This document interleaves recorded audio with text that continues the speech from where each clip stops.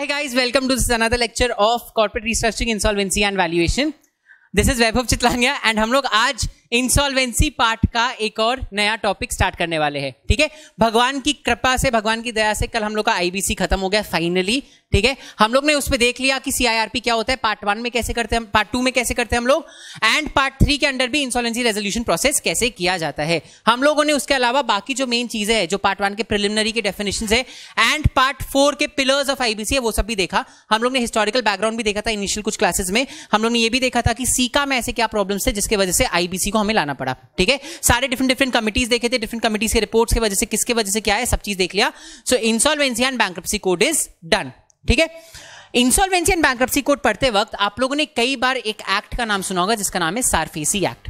ठीक है, the full form of this act is securitisation and reconstruction of financial assets and enforcement of security interest. ठीक है, इस act का नाम सबको याद होना चाहिए, फर्स्ट थिंग. एंड इसका नाम याद करना is not a big deal because SARFAESI अगर आपको याद रहेगा तो आपको इसका नाम याद रहेगा. S stands for securitisation, A stands for and, R stands for reconstruction, फिर बीच में ऑफ आता है, F stands for financial, A stand for assets, फिर एंड आता है, E is enforcement of security interest, ESI. ठीक है, सारफेसी एक्ट. कई जगह ये एक्ट आपको SARFESI के नाम से भी दिखेगा, but I prefer writing SARFESI because उससे आपको पूरा उसका नाम याद रहता है. And this is not wrong also, so it's chill. ठीक है, सारफेसी एक्ट जो था ये एक एनैक्टमेंट है जो कि 2002 में लाया गया. पहले अपने पूरा बैकग्राउंड डिस्कशन कर लेंगे. ठीक है, उसके बाद will get into the chapter. SARFAESI act is total में डिवाइडेड इनटू 2 पार्ट्स. ठीक है, एक सेकेंड. तो अपना ये जो एक्ट है सारफेसी,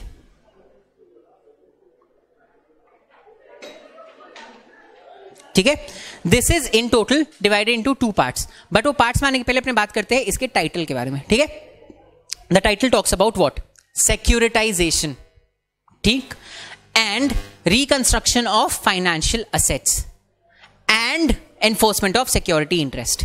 राइट, एक्ट का नाम क्या है, securitisation and reconstruction of financial assets and enforcement of security interest. ठीक है, सो बेसिकली यहां पे अगर हम लोग देखें तो हम लोग को पता चले 3 चीजों का बात हो रहा है. ठीक है, 3 चीजों में पहला इज सिक्योरिटाइजेशन. ठीक है, second is reconstruction of financial assets and third is enforcement of security interest. ठीक है, यहां पे सिक्योरिटाइजेशन मतलब होता है आपने चलो वो भी हटाओ, उसके पहले बात करते हैं इसके डिफरेंट पार्ट्स. ठीक है, अब नाम से तो हमें समझ आया 3 चीजों के साथ डील कर रहे हैं, बट हम जब पार्ट्स का बात करते हैं तो हम क्लियर कट आपको बोल रहे हैं पार्ट्स 2 ही है. ठीक है, ऐसा क्यों है कि नाम में 3 चीजें हैं पार्ट्स 2 है, बिकॉज ये यहां पे डिवाइड होता है. ठीक है, enforcement of security interest is a completely different thing. इसका सिंपल मतलब ये है कि आपको अगर मान लो किसी भी इंसान से कोई भी पैसा वापस लेना है एंड वो पैसे पे कोई सिक्योरिटी इंटरेस्ट क्रिएट किया हुआ था तो आप जाके उस सिक्योरिटी इंटरेस्ट को एनफोर्स करा सकते हो. It's very simple. ठीक है, यहां पे आप मतलब कौन, याद रखिएगा SARFAESI act applies only to banks and financial institutions. बस यहां पे कंपनी वंपनी कोई नहीं आती.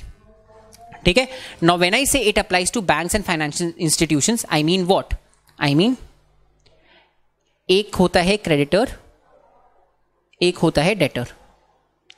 क्रेडिटर लोन देगा, डेटर सिक्योरिटी इंटरेस्ट देगा. राइट, ठीक है, यहां पे the creditor has to be a bank और एन FI.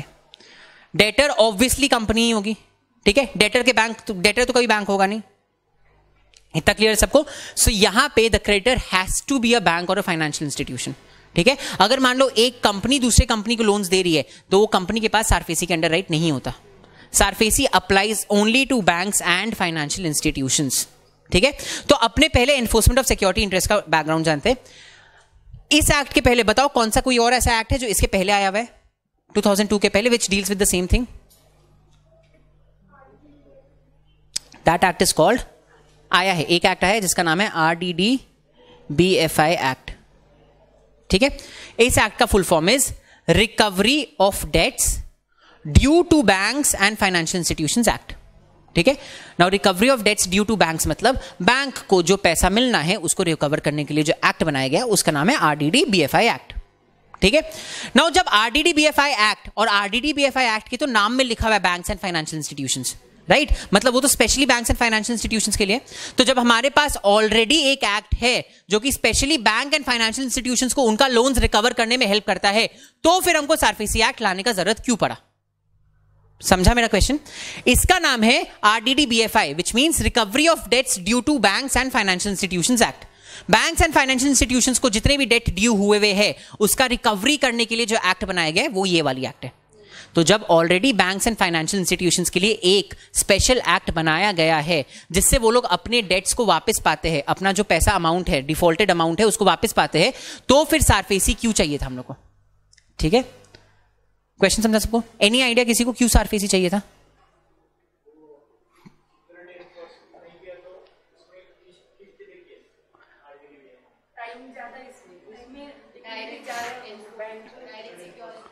सब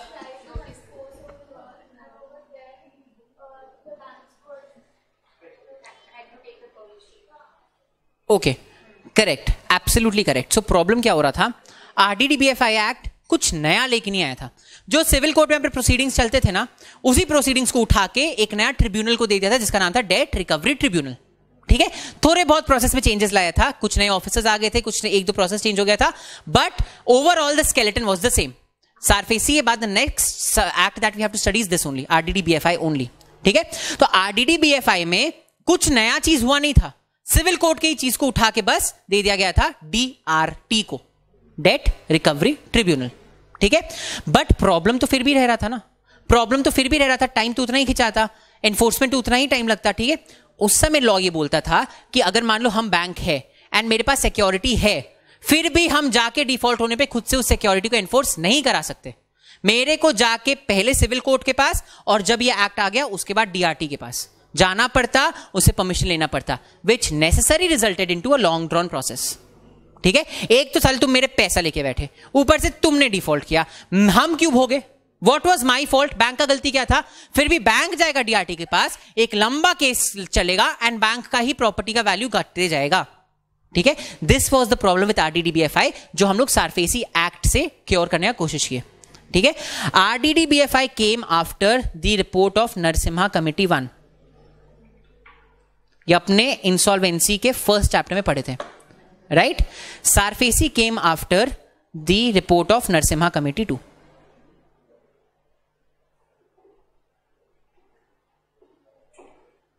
ठीक है। सेम कमेटी थी, दो बार बनी थी, पहली बार में RDD-BFI आया, दूसरी बार में सारफेसी आया, ठीक है।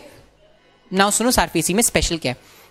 सारफेसी किसी भी हालत में, अच्छा एक बात बताओ, अगर सारफेसी सेम ही चीज का बात कर रहा होता तो क्या आज हम लोग RDD-BFI एंड सारफेसी दोनों साथ में पढ़ते? ऑब्वियसली RDD-BFI रिपील हो चुका होता, जैसे सी का रिपील हो गया ना IBC की वजह से, तो इसका मतलब ये कि RDD-BFI जिस चीज से डील करता है उस चीज से सारफेसी कर नहीं सकता डील। ये चीज सबको समझ आ रहा है, ठीक है।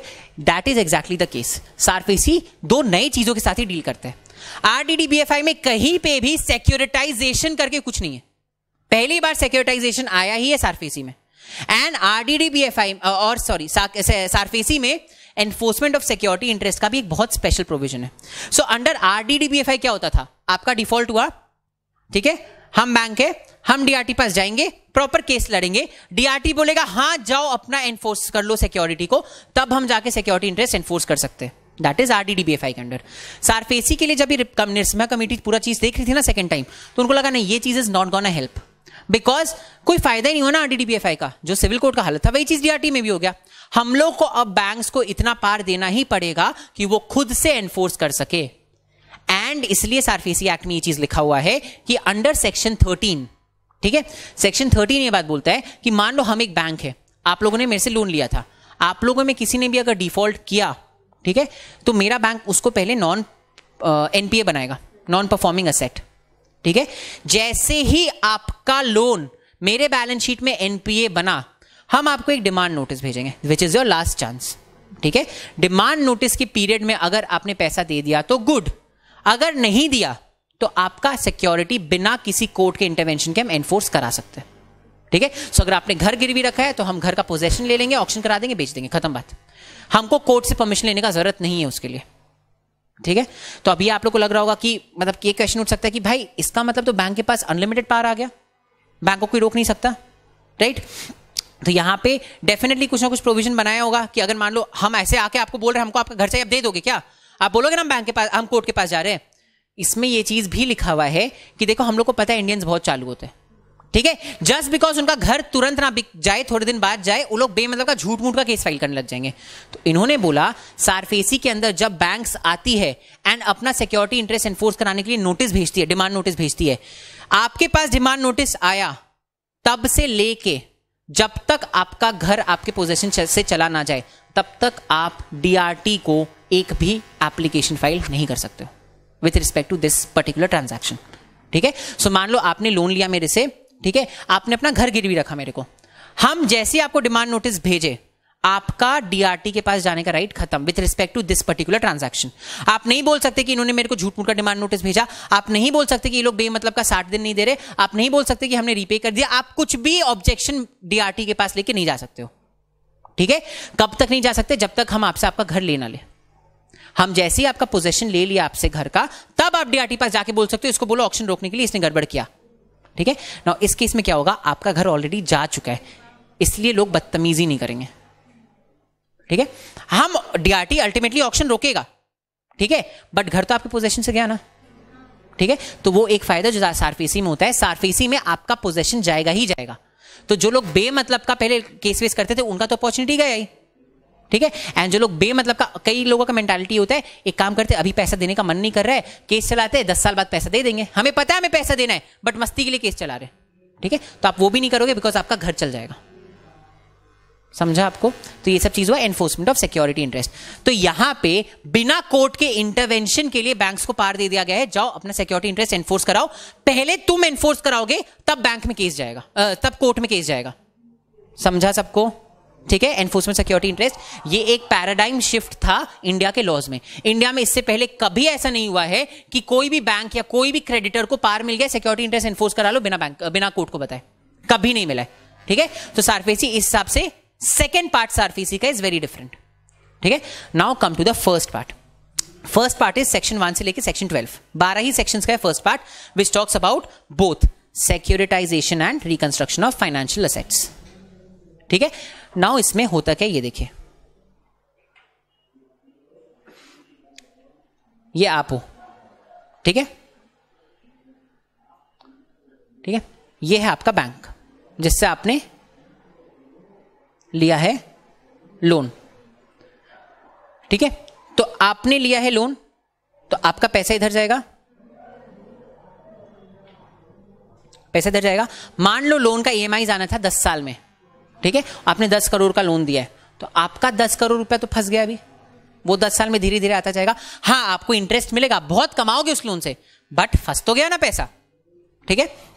सिक्योरिटाइजेशन मतलब क्या होता है, आप क्या करते हो, ये जो 10 करोड़ का लोन था ना, उस लोन को आप दे देते हो to a special purpose vehicle called an asset reconstruction company. हम लोग डिटेल में पढ़ेंगे क्या होता है ये सब चीज, अभी बस प्रोसेस समझो, ठीक है। ये जो असेट रिकंस्ट्रक्शन कंपनी है ये आपसे लोन ले लेगी ये वाला, एंड बदले में आपको रुपया दे देगी। आपका 10 करोड़ फ्री हो गया, आपके पास वापस आ गया, ठीक है। और असेट रिकंस्ट्रक्शन कंपनी क्या करेगी, उसका सिक्योरिटी रिसीट्स बनाएगी। सिक्योरिटी रिसीट्स मतलब ये सिक्योरिटी जैसा कुछ होता है, जैसे अपने बॉन्ड्स, डिबेंचर्स, वो सब होते हैं ना, वैसा ही होता है जो आप पब्लिक को बांट देते हो। अब यहां पे नॉर्मल पब्लिक को नहीं दिया जाता है, कुछ क्वालिफाइड बायर्स को ही दिया जाता है, बट वैसे आप उनको बांट देते हो। सो मान लो अगर हम यहां पे असेट रिकंस्ट्रक्शन कंपनी है, हम 10 करोड़ रुपया दिए बैंक को, उनसे उनका लोन ले लिए, हम सिक्योरिटी रिसीट्स बनाए, आप सबको दे दिए, ठीक है। प्रेशर ना मेरे ऊपर आया ना बैंक के ऊपर आया, और आपके पास जो आइडल पैसा था वो आपने यूज कर लिया, आपको बदले में इंटरेस्ट मिलेगा इसके, समझा। अब सबके पास 1-1 करोड़ लेंगे तो सब पे प्रेशर बहुत कम पड़ेगा, क्वालिफाइड बायर्स बहुत रईस वाले होते हैं, ठीक है, सब पे बहुत कम फर्क पड़ेगा। आपको वो 1 करोड़ जो आपके पास आइडल पड़ा था उसमें इंटरेस्ट भी मिल रहा है, ठीक है। बैंक को अपना 10 करोड़ मिल गया, बैंक उसको कोई और चीज में यूज कर सकती है, समझा। तो दिस इज कॉल्ड सिक्योरिटाइजेशन। जब आप बोले तो जब एक असेट रिकंस्ट्रक्शन कंपनी किसी बैंक से उनका फाइनेंशियल असेट ले लेती है एंड उसको सिक्योरिटी रिसीट्स बना के क्वालिफाइड बायर्स को बेच देती है, दैट इज कॉल्ड सिक्योरिटाइजेशन। आपने फाइनेंशियल एसेट्स को, आपने लोन्स को सिक्योरिटाइज करके बेच दिया है, समझा।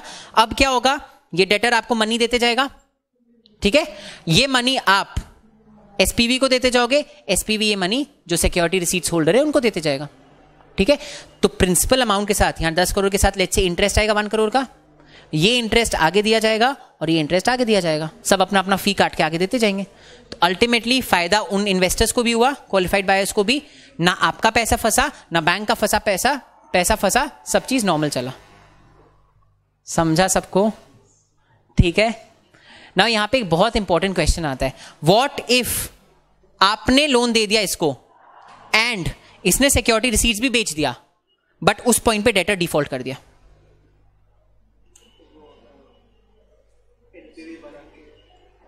तो कौन एनपीए बनाएगा, बैंक बनाएगा कि एसेट रिकंस्ट्रक्शन कंपनी?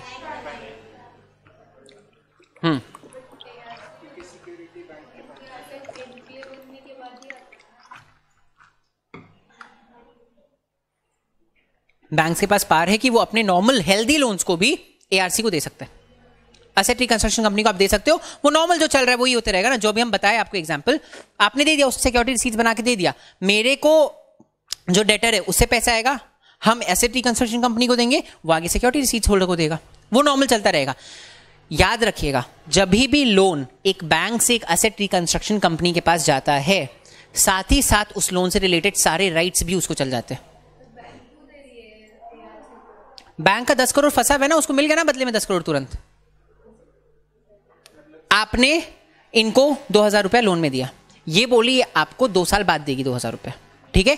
अब आपको 2000 रुपए का अर्जेंटली जरूरत है, आप मेरे को बोले मेरे को 2000 रुपया दे दो, बाद में उनसे 2000 आएगा तो आप मेरे को दे दोगे, वही काम हो रहा है। I am the asset reconstruction company, you are the bank, she is the debtor, आपका 2000 तुरंत फ्री हो गया ना, और उनसे जो पैसा आएगा आपको वो आप मेरे को दे दोगे, मेरे को 2 साल बाद मिलेगा, मेरे को कोई प्रॉब्लम नहीं है। एग्जैक्टली सेम चीज यहां पे हो रहा है, समझा, ठीक है। सो यहां पे basically this is called securitisation, ठीक है। अब हम लोग ने देख लिया एनफोर्समेंट ऑफ सिक्योरिटी इंटरेस्ट क्या होता है, हम लोग ने देखा सिक्योरिटाइजेशन क्या होता है, अब बाकी एक चीज देखना, that is reconstruction of financial assets. आप बताओ रिकंस्ट्रक्शन ऑफ फाइनेंशियल एसेट्स क्या हो सकता है, क्या हम लोग ऑलरेडी देख चुके हैं उसको या अभी इसको देखना बाकी है?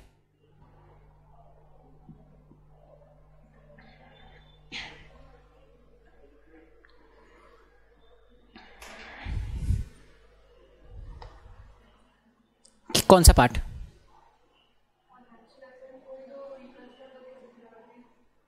ये जो स्टेप हो रहा है, this is reconstruction of financial assets only ना। आपका फाइनेंशियल एसेट यहां पे क्या है, वो लोन जो आपको मिलने वाला है, बैंक के लिए इट्स एन एसेट नो, ठीक है, उसको आपने रिकंस्ट्रक्ट करके तो सिक्योरिटी रिसीट्स बनाए हैं।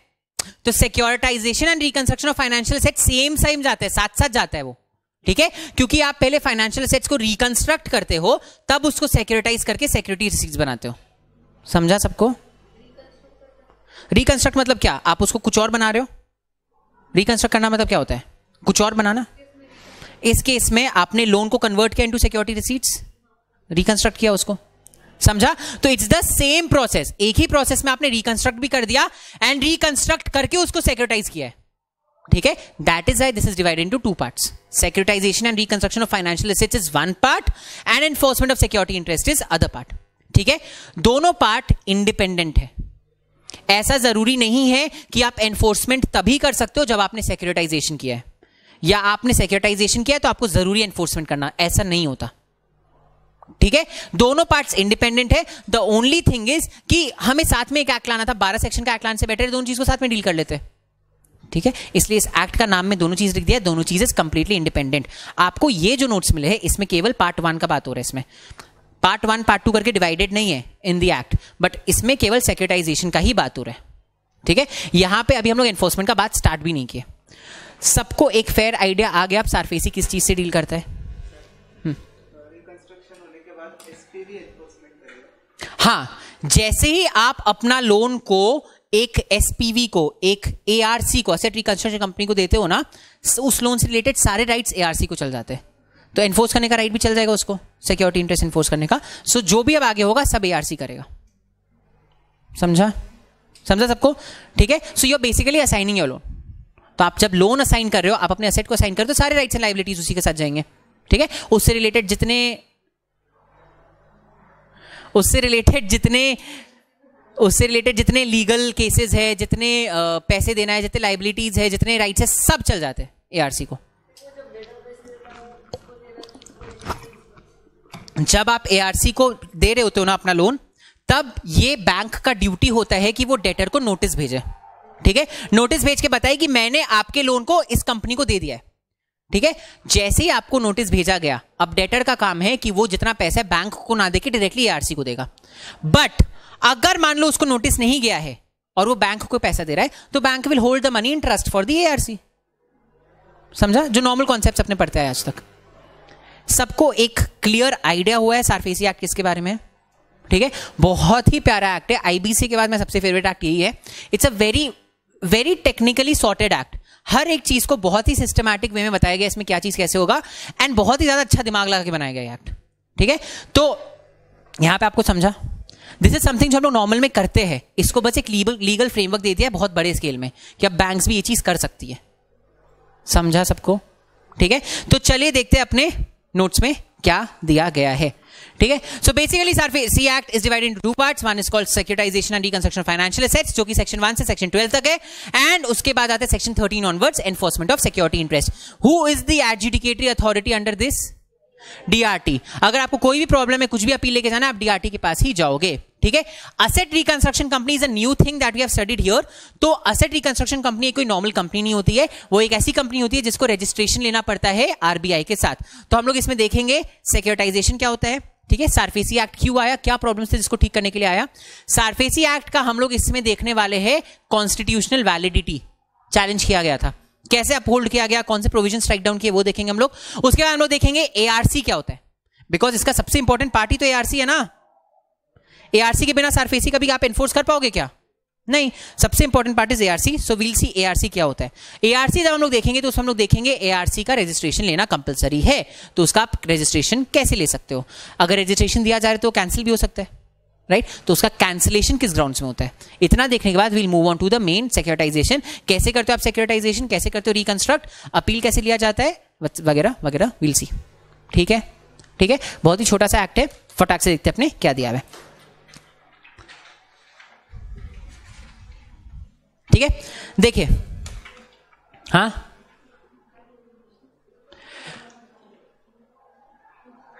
शुरू करें, ठीक है। चलिए, तो इससे पहले कि हम एक्चुअली एक्ट में घुसे, पहले देखते हैं प्रॉब्लम्स क्या हो रहे थे, ठीक है। क्यों ऐसा, अगर नरसिम्हा कमेटी बनाया गया है तो कुछ रीजन की वजह से बनाया गया होगा। हमें पता है कि आईबीसी क्यों आया, क्या क्या प्रॉब्लम्स थे, हम लोग पढ़ के आए ना। तो कोई भी एक्ट जब बनता है तो कुछ प्रॉब्लम्स होते हैं, उसको कर्व करने के लिए बनता है। बैठे बिठाए कभी भी गवर्नमेंट को मजा नहीं आ रहा है एक्ट्स बनाने के लिए, राइट। तो कुछ ना कुछ प्रॉब्लम था। लेट्स सी प्रॉब्लम क्या था। सबसे पहला प्रॉब्लम था नॉन परफॉर्मिंग असेट्स का, ठीक है। होता क्या था उस समय, सबसे पहले what is a non performing asset, ठीक है। आई एम अ बैंक, हम आप लोग को लोन दिए, आप लोग के लिए इट्स अ लायबिलिटी, मेरे लिए इट्स एन असेट, ठीक है।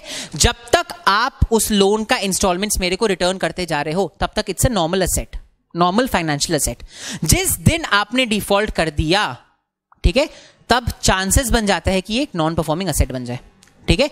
ऐसा नहीं होता है कि आपने आज डिफॉल्ट किया एंड हम कल इसको नॉन परफॉर्मिंग असेट बना देंगे, ऐसे नहीं होता है। आपने आज डिफॉल्ट किया एंड 90 दिन तक आप डिफॉल्ट करते गए, तब हम जाके इसको नॉन परफॉर्मिंग असेट बनाते हैं। नॉन परफॉर्मिंग असेट मतलब वो असेट जो अपना काम नहीं कर रहा है। मेरे लिए मेरे फाइनेंशियल असेट का काम क्या था, क्या काम कर रहा है वो ठीक से अपना नहीं, so it's a non performing asset, simple. मेरे लिए उस फाइनेंशियल असेट का काम क्या था कि वो मेरे को इंटरेस्ट ला के दे। वो इंटरेस्ट क्या, तो प्रिंसिपल भी नहीं ला रहा है, right. It's not doing it's work, so it's a non performing asset. But हम उसको तुरंत नॉन परफॉर्मिंग असेट नहीं बनाते, ठीक है। आज पहला डिफॉल्ट हुआ है, हम 90 डेज तक वेट करेंगे। अगर 90 डेज तक डिफॉल्ट होते रहा, तब 91st डे में it gets converted into a non performing asset. NPA तुरंत नहीं बनता है, हाँ 90 डेज फिक्स्ड है, 90 डेज फिक्स्ड है, ठीक है। आईबीसी एंड सारफेसी में बड़ा सबसे बड़ा डिफरेंस ये है, सारफेसी में आपको मिनिमम 90 डेज रुकना ही पड़ेगा कोई भी एक्शन लेने के पहले, ठीक है। आईबीसी में फाइनेंशियल क्रेडिटर अगर आप हो, आपने आज डिफॉल्ट हुआ है, कल आप जाके एप्लीकेशन फाइल कर सकते हो। कहीं हम लोग पढ़े थे क्या फाइनेंशियल क्रेडिटर में रुकना पड़ता है, ऑपरेशनल क्रेडिटर में 10 दिन रुकना पड़ता है, फाइनेंशियल क्रेडिटर में तो नहीं रुकना पड़ता, ठीक है। ये एक बहुत बड़ा डिफरेंस है इन दोनों एक्ट्स में। कमिंग बैक टू सारफेसी, ठीक है। सो प्रॉब्लम क्या हो रहा था, बैंक्स के ये क्या बोलते हैं, बैलेंस शीट में ठीक है, जो भी असेट का पैसा वापस नहीं आ रहा है वो नॉन परफॉर्मिंग असेट बन जाता था। ठीक है, नाउ नॉन परफॉर्मिंग असेट का जो तादाद है वो बढ़ते जा रहा था। ठीक है, बिकॉज इंडिया है, लोग करते हैं डिफॉल्ट। इंडिया क्या है, वर्ल्ड वाइड लोग डिफॉल्ट कर रहे हैं। ठीक है, अब बैंक हर एक इंसान से रिकवर करने नहीं जाता। बैंक को भी पता है कि अगर मान लो 100 करोड़ का लोन दे रहे तो 10 करोड़ बैड डेट्स में ही जाएगा। ठीक है, बट इसका तादाद बहुत ज्यादा बढ़ने लग गया था। ठीक है, सो मान लो आपका फाइनेंशियल असेट है, उसमें डिफॉल्ट होते गया 90 डेज तक, आप उसको कन्वर्ट कर दिए नॉन परफॉर्मिंग असेट में। अल्टीमेटली जब वो असेट एकदम ही पैसा नहीं आता है तो आप क्या करते हो, उसको अपने प्रॉफिट्स में सेट ऑफ करते हो। You write it off as bad debts, no, तो वो that is your non performing assets are a burden on your profits only. ठीक है, तो अगर वो बैंक्स के प्रॉफिट्स पे बर्डन है तो अल्टीमेटली हमारे इकोनॉमी को अफेक्ट कर रहा है। It is as simple as that. समझा सबको? ठीक है, नॉन परफॉर्मिंग असेट को हम छुटकारा कैसे पाते हैं, अपने प्रॉफिट्स में उसको एज लॉस दिखा के ही ना पाते बैड डेट्स को। ठीक है, प्रॉफिट से माइनस करके पाते। प्रॉफिट से माइनस करते जाओगे तो हमारी इकोनॉमी को अल्टीमेटली अफेक्ट करेगा ही ना। हर बैंक अगर मान लो, हर बैंक अगर हर साल 100 करोड़ बैड डेट्स हटाते जाए तो सोचो इकोनॉमी को कितना ज्यादा असर पड़ने वाला है, राइट। तो इसलिए हम लोग ने सोचा कि भाई नॉन परफॉर्मिंग असेट्स के लिए छुटकारा तो चाहिए। That was the first problem. No, ऐसा नहीं छुटकारा पाने का ऑप्शन नहीं था ना ऑप्शन, सिविल कोर्ट जाओ, डीआरटी जाओ, बट क्या वो एक वायबल ऑप्शन था? नहीं, वो एक ऐसे टाइम पास ऑप्शन था जिसमें आपको अनदर 10 साल वेस्ट करना पड़ता। तो एनीवे, 10 साल वेस्ट करने से बेटर अपने बैड डेट्स में राइट ऑफ ही कर दे। ठीक है, so the second reason what, long legal route था, वो हमारा सेकंड रीजन था फॉर सारफेसी एक्ट। ठीक है, समझा? ठीक है, तो पहला तो ये था नॉन परफॉर्मिंग असेट हमारी इकोनॉमी में बहुत बड़ा बर्डन था। सेकेंडली, चलो हम सोच रहे कि इकोनॉमी में बर्डन नहीं डालते, अच्छे बच्चे बनके नॉन परफॉर्मिंग असेट से अच्छे से छुटकारा पाते, तो भाई उतना बड़ा लंबा लीगल रूट कौन फॉलो करेगा? ठीक है, वो second problem. Third problem and सबसे मेजर प्रॉब्लम, बैंक्स लोन किस पैसे से देती है? जो पब्लिक डिपॉजिट करता है। सो अगर बैंक का बहुत ज्यादा नॉन परफॉर्मिंग असेट होने लग जाए तो वो अल्टीमेटली बर्डन पब्लिक के ऊपर आएगा, राइट? ठीक है, सो हम लोग वो भी होने नहीं दे सकते थे। These were the 3 major reasons जिसके लिए हम लोगों ने सारफेसी एक्ट बनाया। ठीक है, पहला was non performing asset is a burden on our economy. Second is हम लोग हटा सकते हैं एनपीएस को, बट उसके लिए बहुत लंबा लीगल रूट देखना पड़ेगा विच इज नॉट वायबल। ठीक है, एंड थर्ड इज अगर आप एनपीए नहीं हटाओ तो अल्टीमेटली पब्लिक अफेक्ट होगी, बिकॉज पब्लिक का पैसा को आप लोन बना के दे रहे हो। आप अपना पेड़ पे पैसा नहीं उगा रहे हो, अपना पैसा नहीं छाप रहे हो, पब्लिक का पैसा है वो, right? So the government had to do something. ठीक है, and that is why they constituted a committee called Narasimham committee 2, जिसने अपना रिपोर्ट दिया इन 2001, आई थिंक 2001 में दिया था, एंड 2002 में सारफेसी एक्ट बन गया था। समझा सबको? ठीक है, नाउ व्हाट इज सिक्योरिटाइजेशन? ठीक है, यहां पे हम लोग प्रॉपर एग्जांपल के साथ समझेंगे क्या होता है सिक्योरिटाइजेशन। पहले उसका डेफिनेशन देखते हैं।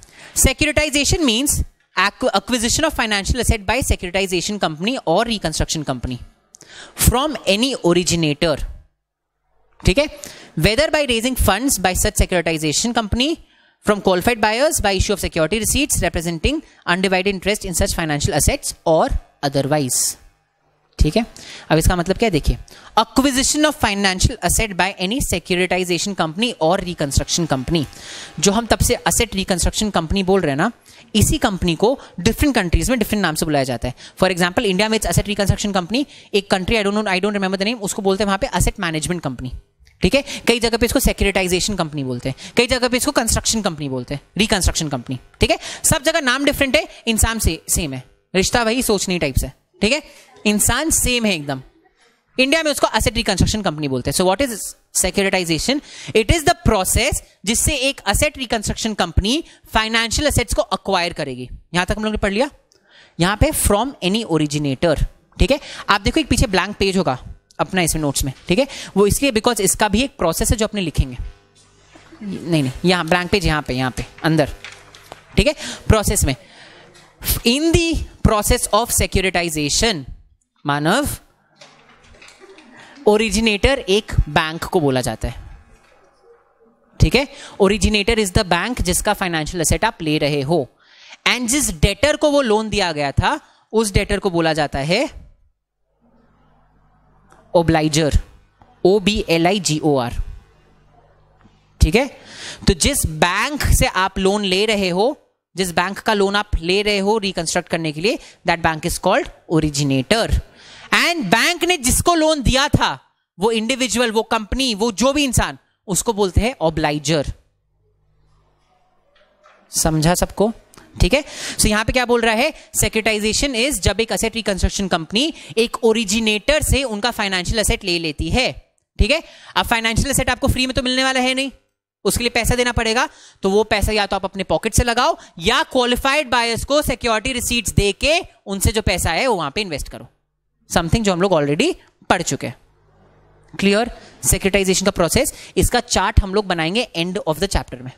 ठीक है, जब सब देख लेंगे चैप्टर एज इन सेक्शन 12 के बाद सब चीज देख लेंगे, तब हम लोग को चार्ट बनाएंगे उस पेज में जो दिया गया। समझा यहां पे सबको सिक्योरिटाइजेशन क्या होता है? अब इसका एग्जांपल फटाक से देख लेते हैं। एक बैंक है XYZ बैंक। ठीक है। बैंक ने बहुत सारे लोन्स दिए थे जो बैंक के लिए असेट्स बन गया। ठीक है। उनके बैलेंस शीट में वो असेट दिखेगा, बट इन रियलिटी वो असेट किसको रिप्रेजेंट कर रहा है? जो लोन्स हम लोग ने दिया है, मतलब हमारा पैसा is locked up in those assets. ठीक है। बैलेंस शीट में दिख रहा है कि असेट्स है, इन रियलिटी है क्या मेरे पास? कुछ भी नहीं है। I have a stupid right to recover the money which is more often than not defaulted. ठीक है। So I just have a right. तो हमारे में रियलिटी में तो कुछ नहीं है, the money is blocked there. ठीक है। The customers who have taken the loans are known as obligors. We have discussed this. ठीक है। और इधर टू फ्री दीज फंड्स, ठीक है, the assets are transferred by the originator to a special purpose vehicle called the asset reconstruction company. ये भी हम लोग देख चुके हैं। ठीक है। The asset reconstruction company is a separate entity formed exclusively for facilitation of securitisation process and providing funds to the originator. याद रखिएगा, अभी जब हम लोग एलिजिबिलिटी पढ़ेंगे ना सेक्युरिटी ARC का सबसे बड़ा एलिजिबिलिटी ये होता है, उसके MOA के ऑब्जेक्ट क्लॉज में अपार्ट फ्रॉम सेक्युरिटाइजेशन कोई और ऑब्जेक्ट लिखा ही नहीं होना चाहिए। An asset reconstruction company is incorporated exclusively for asset reconstruction, nothing else. वो दूसरा कोई काम कर ही नहीं सकती है। ठीक है। उसके ऑब्जेक्ट क्लॉज में you can not write anything else. Why? Simple reason, बहुत ज्यादा पब्लिक पैसे से वो डील करता है। We can not let them do anything else. थोड़ा सा भी रिस्क नहीं ले सकते हम लोग। ठीक है। तो वहां पे असेट रिकंस्ट्रक्शन कंपनी क्या करती है? इट्स सच अ कंपनी जो कि exclusively for securitisation for asset reconstruction बनाई जाती है। उसका काम कुछ नहीं है, बस बैंक के बुक से इन असेट्स को हटाना है एंड बैंक को पैसा लेके देना है फ्रॉम इंडिपेंडेंट पार्टीज। समझा? How they earn? They charge fee for this ना। अगर मान लो उनको बैंक से जो इंटरेस्ट आ रहा है, बैंक को मान लो 10% इंटरेस्ट मिला है, बैंक उससे 1% रखेगी, 9% आगे करेगी। सेम। ठीक है। समझा? समझा सबको?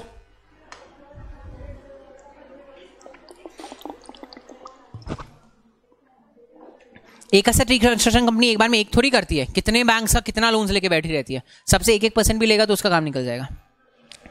समझा सबको? ठीक है। तो सिक्योरिटाइजेशन क्यों चाहिए था अपने को एंड उसका मतलब क्या होता है, समझा? सबको समझा? क्लियर हो गया? आ जाते हैं अब अपने एक्ट पे। ठीक है। तो इन रीजन, जो रीजन हम लोगों ने देखा क्यों हम लोग को चाहिए सिक्योरिटाइजेशन, उसके वजह से the government of India formulated enacted the SARFAESI act 2002। ठीक है। इस एक्ट में क्या क्या चीजों का बात किया गया, क्या क्या की फीचर्स है। ठीक है। एक्चुअली पूरा एक्ट ही एक बहुत ही यूनिक लेजिस्लेशन है, बट देयर आर सर्टेन की फीचर्स। फर्स्ट, इसमें सिक्योरिटाइजेशन रिकंस्ट्रक्शन फाइनेंशियल एसेट्स को रेगुलेट करते हैं। इसमें एनफोर्समेंट ऑफ सिक्योरिटी इंटरेस्ट को भी रेगुलेट करते हैं। Obviously we have studied this. Secondly, it enables the banks to realize their long-term assets, manage problems of liquidity and asset liability mismatch. ठीक है। कैसे सारफेसी एक्ट लिक्विडिटी के problem को solve करेगा?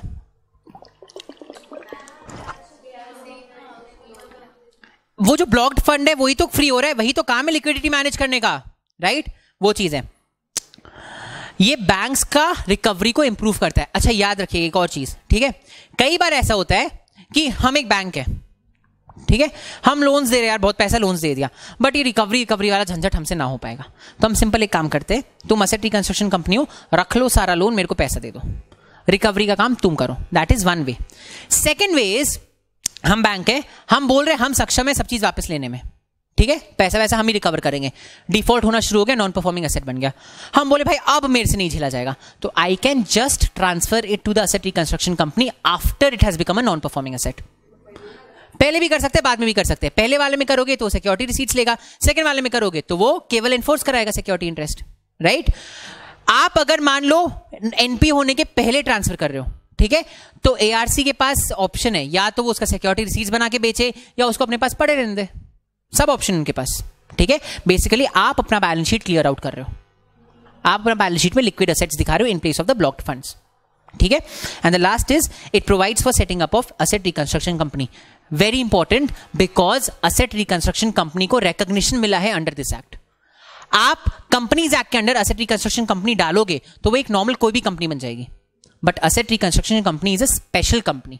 उस कंपनी के स्पेशल रिक्वायरमेंट्स है, उस कंपनी के स्पेशल सेफगार्ड्स है जो आपको सारफेसी में ही मिलता है, वो आपको कभी भी नहीं मिलेगा किसी और एक्ट में, ठीक है। तो जैसे अपना insolvency and bankruptcy code, IPA, IP, IBBI, इनको कॉन्स्टिट्यूट करता है, अपना सारफेसी एक्ट एक असेट रिकंस्ट्रक्शन कंपनी को कॉन्स्टिट्यूट करता है, समझा। यहां पे कोई भी नया एडजुडिकेटरी अथॉरिटी आया नहीं है, हम लोग ने आरडीडी बीएफआई वाले को ही बोल दिया तुम ही संभालो, ठीक है। डीआरटी जो वहां बैठा था उसी को हमने बोल दिया तुम ही संभालो, बहुत फ्री बैठे हो वैसे भी, ठीक है, समझा यहां तक। चलिए अब आते हैं अपने वापस से अपने favourite part of the day में, that is discussing a case, ठीक है। सो इंडिया में आईबीसी आया तो उसको भी चैलेंज किया गया था, अभी ट्रिपल तलाक बिल आया उसको भी चैलेंज किया गया है, रीऑर्गेनाइजेशन ऑफ कश्मीर बिल आया उसको भी चैलेंज किया गया है। कोई भी एक्ट ले आओ वो एक बार चैलेंज होता ही है, it's like a custom in India, ठीक है। कोई भी आप नया एक्ट लेके आओ कुछ लोग टांग अड़ाने आएंगे, तो सेम वे यहां पे भी कॉन्स्टिट्यूशनल वैलिडिटी को चैलेंज किया गया था, ठीक है। यहां पे it was a little justified also in the sense, भाई आप बोल रहे हो कि बैंक बिना किसी का सुने अपने मनमौजी पे जाके सिक्योरिटी इंटरेस्ट एनफोर्स कर लेगी। व्हाट इफ बैंक ने झूठ मूठ का अपने बैलेंस शीट में दिखाया कि नॉन परफॉर्मिंग एसेट है। व्हाट इफ हम बैंक है, आप लोग क्रेडिटर्स हो, आप लोग सबने 1-1 करोड़ लिया था, सबने 50 लाख पे कर दिया, हम लेकिन दिखाया ही नहीं 50 लाख पे किया हुआ, हम सबका दिखा रहे 75 लाख बचा हुआ है, ठीक है।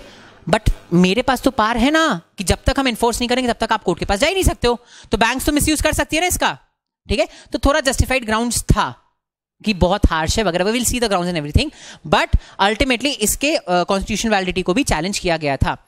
प्लीज प्लीज इस केस का नाम याद रखना, the case is Mardia Chemicals versus Union of India, ठीक है। Mardia Chemicals Limited versus Union of India, ठीक है, ऐसे ही नाम है, कांट हेल्प,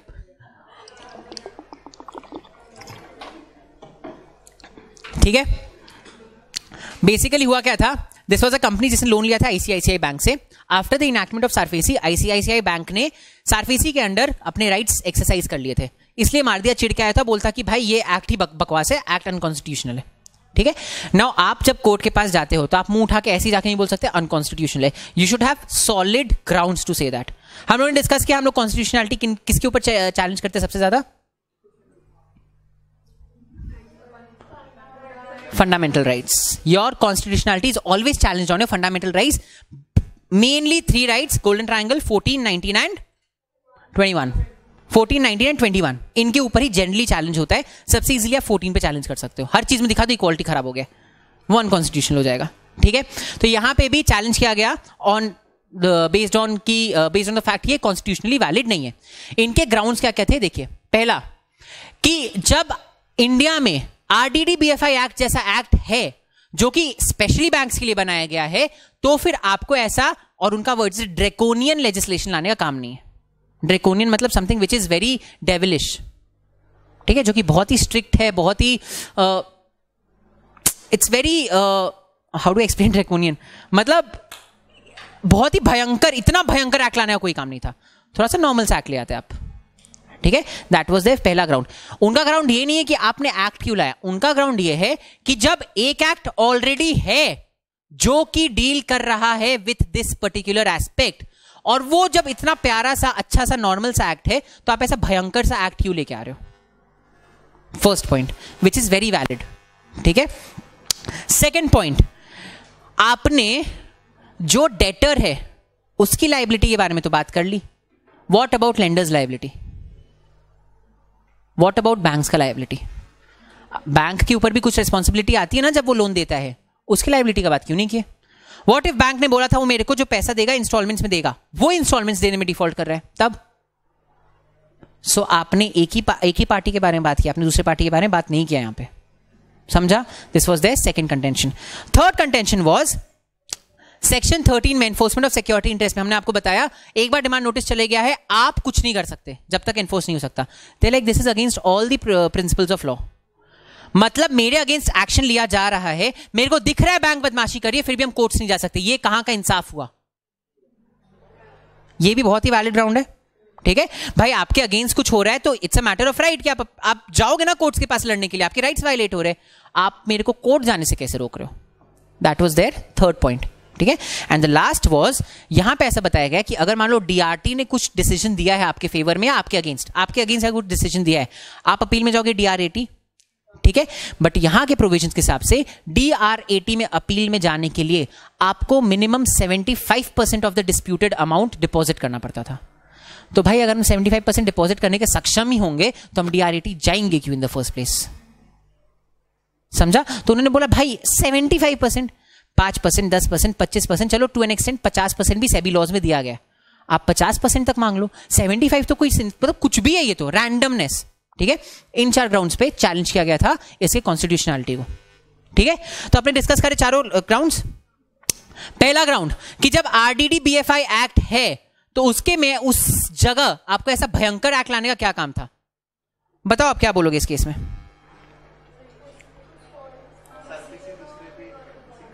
ओके.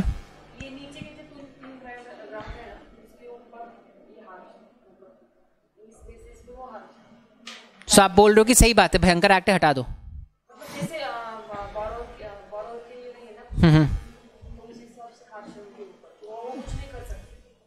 ओके. हाँ, दैट वाज द पॉइंट कि it's a very harsh act, it's a very भयंकर act, it's a very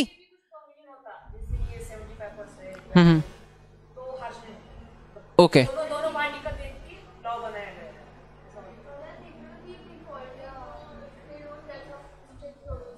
okay. So basically first contention के लिए बोला गया, वी अंडरस्टैंड, हम लोग ये चीज कहीं डिनाई नहीं कर रहे कि the act is very harsh. ठीक है. But merely because the act is harsh वो अनकॉन्स्टिट्यूशनल नहीं हो जाता. अनकॉन्स्टिट्यूशनल प्रूफ करने के लिए आपको कॉन्स्टिट्यूशन के प्रोविजंस वायलेट हो रहे ये प्रूफ करना पड़ेगा. ठीक है. अब हम लोग सारफेसी के जाते हैं ऑब्जेक्टिव में. क्या ये नॉर्मल कोर्स में एनैक्ट किया गया था? क्या इसका नॉर्मल कोई ऑब्जेक्टिव था? इसका ऑब्जेक्टिव बहुत बड़ा है. इसका ऑब्जेक्टिव है कि भाई हमें एनपीएस हटाना है, एंड आपको अगर एनपीएस हटाना है तो आपको स्ट्रिक्ट एक्शन लेना पड़ेगा. ठीक है. सो जस्ट बिकॉज आप ऑब्जेक्टिव रीच करने के लिए कुछ स्ट्रिक्ट एक्शंस ले रहे हो does not make that act unconstitutional. उन्होंने बोला yes we agree the provisions are very harsh, but केवल हार्श होने की वजह से अनकॉन्स्टिट्यूशनल नहीं बन जाएगा. ठीक है. तो हाँ है बट अनकॉन्स्टिट्यूशनल नहीं है.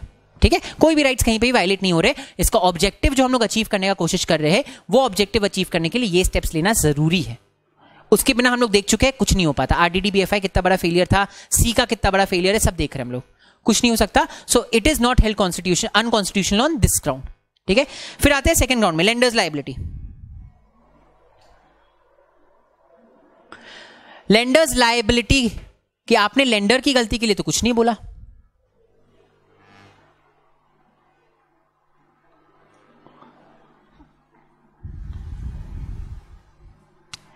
क्या सोचते हो लेंडर्स लायबिलिटी के बारे में?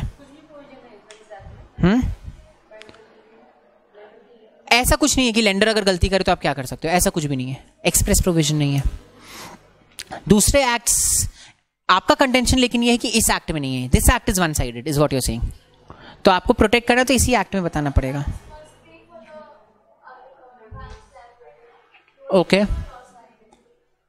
ओके. मतलब ठीक है, ये इस तरफ है तो दूसरा वाला दूसरी तरफ होगा is what you saying. Okay. और कुछ?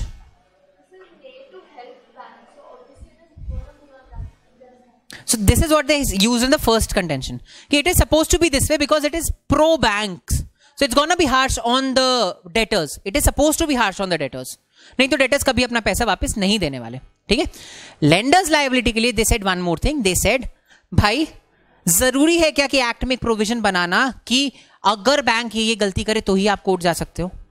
एक्ट में ये तो कहीं नहीं लिखा कि आप कोर्ट नहीं जा सकते हो अगर बैंक गलती करे. आप जाइए डीआरटी, जाइए वहां पे अपना दुख सुनाइए सारा. वो अपील है, डीआरटी से डीआरएटी है. वो अपील है, ठीक है। डीआरटी तो आप जा सकते हो, कहीं पे भी बैंक, आप कहीं पे भी एक्ट आपको बोल रहा है कि आप डीआरटी नहीं जा सकते बैंक का लायबिलिटी दिखाने के लिए, ये तो कहीं नहीं बोला गया, बस एक्सप्रेसली आपको ये नहीं बोला गया कि आप जा सकते हो। तो भाई अपना दिमाग लगाओ, जा सकते हो आप, ऐसा कुछ भी नहीं बोला गया कि नहीं जा सकते हो, ठीक है। तो सेकंड वाले के देवल एक नहीं है, ऐसा तो कुछ भी नहीं है कि लेंडर्स लायबिलिटी के बारे में बात नहीं की गई है। हाँ, एक्सप्रेसली हम लोग ने लिखा नहीं है कि अगर बैंक ने ये किया तो आप जा सकते हो, बट डज नॉट मीन आप जा नहीं सकते, यू कैन डेफिनेटली गो, ठीक है, समझा। तो सेकंड ग्राउंड वो स्ट्रक ऑफ ऐसे। थर्ड कि आप सेक्शन 13 के जो भी कुछ सेक्शन 13 में एक्शन लिया जाता है उसके अगेंस्ट आपने इनको कोई भी ऑप्शन नहीं दिया बैंक वहां कोर्ट जाने के लिए, ये तो सही बात है, कुछ भी नहीं दिया। तो इसमें क्या होगा,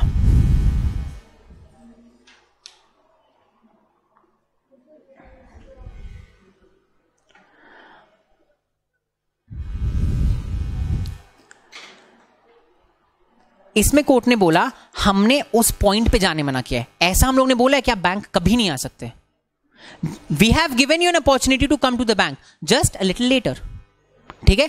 हमने ये बोला, देखो हम आपको स्टार्टिंग में ये बात बताए थे, आपके घर का पोजेशन चला जाएगा बट उसका ऑक्शन नहीं होगा, ऑक्शन आप रुकवा सकते हो।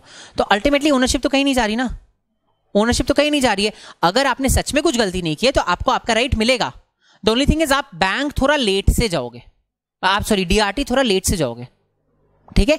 नाउ ये चीज को उन्होंने सपोर्ट इसलिए किया क्योंकि अगर हम लोग डीआरटी आपको बीच में जाने दे देते, ठीक है, तो जैसा आरडीडीबीएफआई का हाल हो रहा है वैसे यहां पे भी होता, आप बेमतलब का झूठ मूठ का चीजें लेके डीआरटी जाने लग जाते, वो प्रोसेस वहीं खत्म हो जाता। तो फिर नया एक्ट लाने का पॉइंट ही क्या हुआ। हमारा objective is enforcement of security interest without the intervention of court. तो भाई without the intervention of court in itself means आप कोर्ट के पास नहीं जा सकते, but on the other hand keep in mind ऐसा नहीं है कि आप एकदम नहीं जा सकते, you can go to the court under section 17 but only after your possession is taken away, that's okay. Objective के लिए दिस वाज नेसेसरी, तो they said this is also fine, ठीक है। लास्ट वाला जैसे अपील प्रोविजन 75% वाला, उसके लिए court said this is not fine, this is one thing that will not agree to. भाई अगर वो इंसान 75% एक्चुअली दे सकता तो वो आता ही नहीं आपके पास, ठीक है। तो उस चीज को they struck off, that one provision they struck off, but act they said the act in itself is constitutional, only this one appeal provision is unconstitutional, वो भी पूरा नहीं, केवल उसका 75% वाला part, that we are striking off, समझा। तो ये 4 ग्राउंड्स पे इसको चैलेंज किया गया था, उसमें से 3 ग्राउंड्स को कोर्ट ने बोला बकवास मत करो, सब चीज ठीक है। एक ग्राउंड को उन्होंने बोला हाँ 75% इज जस्ट टू मच, उसको हम लोग रिड्यूस करते हैं, ठीक है, and they struck it off. अभी के प्रेजेंट डेट में जहां तक मेरे को याद है इट्स 50% है, जिसको रिड्यूस किया जा सकता है टू 25, बट जनरल में इट्स 50, ठीक है। तो ये था हमारा constitutional validity of SARFAESI act, ठीक है। नाउ आईबीसी में हम लोग ने कहीं पे भी नहीं पढ़ा कॉन्स्टिट्यूशन वैलिडिटी, आईबीसी का जो कॉन्स्टिट्यूशन वैलिडिटी वो एमसीएस में पढ़ेंगे हम लोग, जैसा केस जो उसमें हुआ था। आरडीडीबीएफआई में भी नहीं पढ़ते, this is the only act जिसमें हम लोग पढ़ते हैं, so this is very important.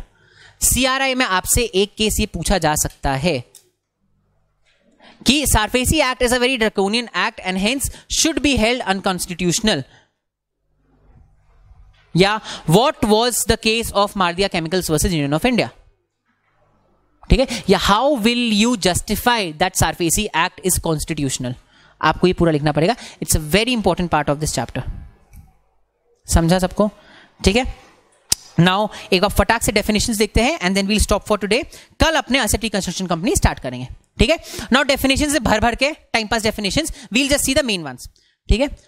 आते हैं स्टार्टिंग में, व्हाट एपेलेट ट्रिब्यूनल कौन होगा यहाँ पे, DRAT, date recovery appellate tribunal. Execute जो फर्स्ट फोरम है that is DRT, appellate forum is DRAT, ठीक है, ये अपने को समझ में आ गया। सिक्योरिटाइजेशन मतलब क्या, ये अपने पढ़ चुके, it means acquisition of financial asset by an ARC from any originator, ठीक है। What's a reconstruction company, reconstruction company मतलब बेसिकली ARC का बात हो रहा है यहाँ पे। It is a company formed and registered under the companies act, अब यहां पे तो हो जाएगा 1956 और 2013 for the purpose of asset reconstruction company. इसके एडिशनल रिक्वायरमेंट्स वील स्टडी कि इसको एक एलिजिबिलिटी सर्टिफिकेट लेना होता है, इसके नेट ओन्ड फंड्स कितने होने चाहिए वगैरह वगैरह, all of that will see tomorrow, ठीक है। अच्छा ये 2 बार आ गया रिकंस्ट्रक्शन कंपनी।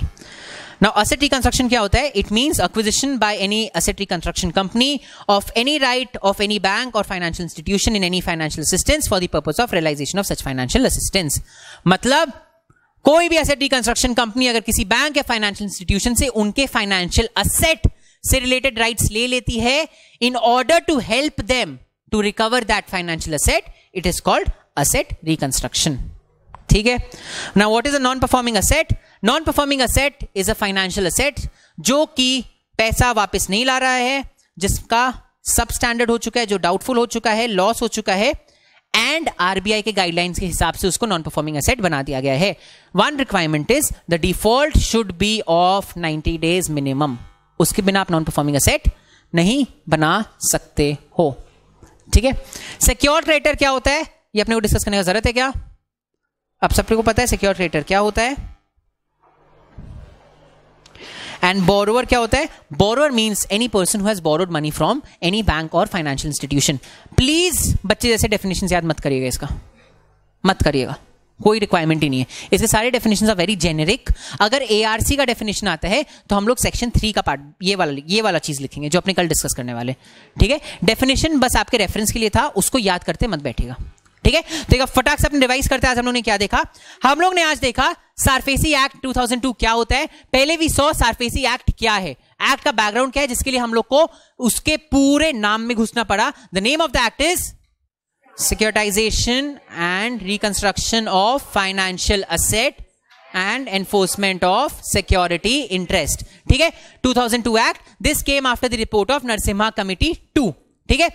इस एक्ट में स्पेसिफिकली क्रेडिटर कौन होना चाहिए? Banks and financial institutions. ठीक है। कंपनी शंपनी हुए तो कुछ नहीं होगा। ठीक है। बैंक्स एंड फाइनेंशियल इंस्टीट्यूशंस का होना जरूरी होता है। यह एक्ट आया क्यों? यह एक्ट इसलिए आया बिकॉज 3 रीजंस। फर्स्ट, एनपीएस बहुत ज्यादा बढ़ गए थे जिसकी वजह से इकोनॉमी अफेक्ट हो रहा था। Second, long legal battles fight करने पड़ते थे अपना एनपीए रियलाइज करने के लिए। एंड थर्ड, पब्लिक का पैसा बहुत प्रॉब्लमैटिक हो रहा था। ठीक है। फिर सिक्योरिटाइजेशन होता क्या है? सिक्योरिटाइजेशन बेसिकली मींस आप एक बैंक असेट रिकंस्ट्रक्शन कंपनी को अपना फाइनेंशियल एसेट दे देती है जो उसको सिक्योरिटी रिसीट्स में कन्वर्ट करके क्वालिफाइड बायर्स को बेच देता है। ठीक है।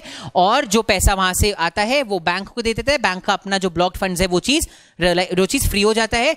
एंड जो ऑब्लाइजर से पैसा आता है वो चीज हम लोग उन क्वालिफाइड बायर्स इन्वेस्टर्स को दे देते हैं। ठीक है। ये चीज हम लोगों ने देखा।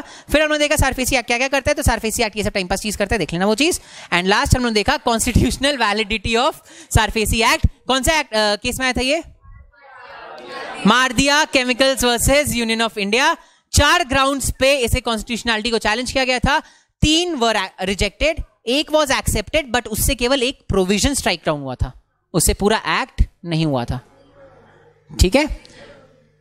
3 चैलेंज वर रिजेक्टेड। नो, आपने कंटेंट किया कि ये ग्राउंड पे अनकॉन्स्टिट्यूशनल है, तो हमने तीनों को रिजेक्ट कर दिया। हम बोला नहीं, ऐसा कुछ नहीं है, एक को एक्सेप्ट किया बस, जिससे वो प्रोविजन स्ट्राइक ऑफ हो गया। कल वील सी प्रॉपर्ली पार्ट 1 क्या क्या दिया हुआ है। We'll see what an asset reconstruction company, उसके रिक्वायरमेंट्स क्या होते हैं, एंड आप फाइनेंशियल असिस्टेंस को कैसे अक्वायर करते हो, कैसे उसको सिक्योरिटाइज करते हो, कैसे आप लोगों को देते हो, असेट रिकंस्ट्रक्शन क्या क्या करते हो, एंड बाकी और क्या क्या काम किया जा सकता है। With that we'll also see the process of securitisation will be done with this part. Enforcement of security interest is nothing new, उसे बस हम लोग को प्रोसेस देखना है। And we'll done with SARFAESI, will move to RDDBFI after that. ठीक है। तब तक के लिए खुश रहिए, हंसते रहिए। Will see you tomorrow. I will see you tomorrow. Thank you.